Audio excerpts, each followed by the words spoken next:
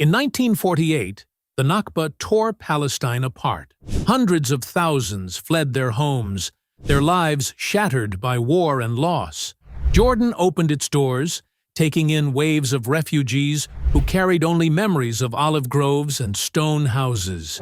Today, over 2 million Palestinians call Jordan home, their roots deep in its soil.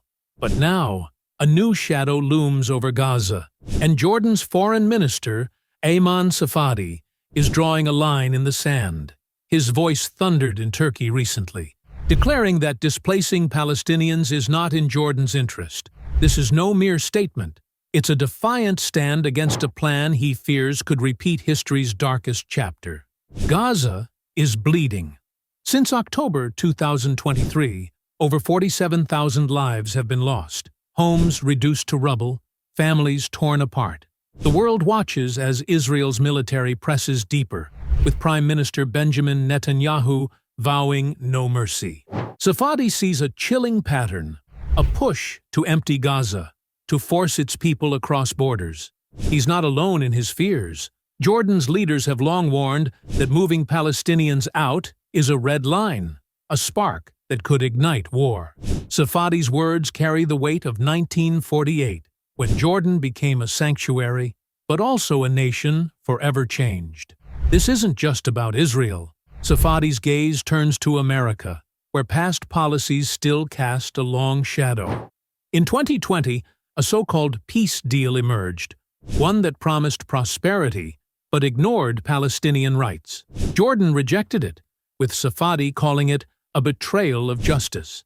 Today, he sees echoes of that era. American support fueling Israel's moves, emboldening Netanyahu's government, which he brands as extreme. Safadi accuses them of holding the region hostage, of dodging peace talks to cling to power. He points to the West Bank, where raids and settlements choke Palestinian hopes, and to Gaza, where displacement looms like a storm cloud. Jordan's defiance is personal. Its people, half of whom trace their blood to Palestine, know the cost of exile. Safadi speaks for them, for the grandmother in Amman who still holds her village key, for the child in Gaza dodging bombs. He warns that pushing Palestinians into Jordan risks not just chaos, but a second Nakba, a word that burns in every heart here. His speeches, from the United Nations to Turkey, hammer one truth. Jordan will not be a dumping ground for Gaza's despair. He demands a Palestinian state, a future where people aren't forced to flee.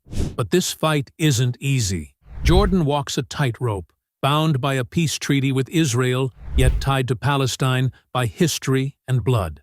Safadi's boldness comes with stakes, border tensions, economic strain, the eyes of the world watching. Yet he persists, calling out Israel's actions as war crimes, urging nations to act. He's offered Arab guarantees for Israel's security, if a state for Palestine rises. But Netanyahu scoffs, and America's silence deafens. Safadi's message is clear. Jordan won't bow to pressure, not from Israel's tanks or America's influence. This is a story of courage, of a nation saying no to a plan that could erase a people. Safadi's stand is a beacon for those who believe Palestine deserves better. Gaza's children, clinging to their homes, need voices like his, voices that refuse to let history repeat. Jordan's fight is their fight, a fight for dignity, for roots that won't be torn out.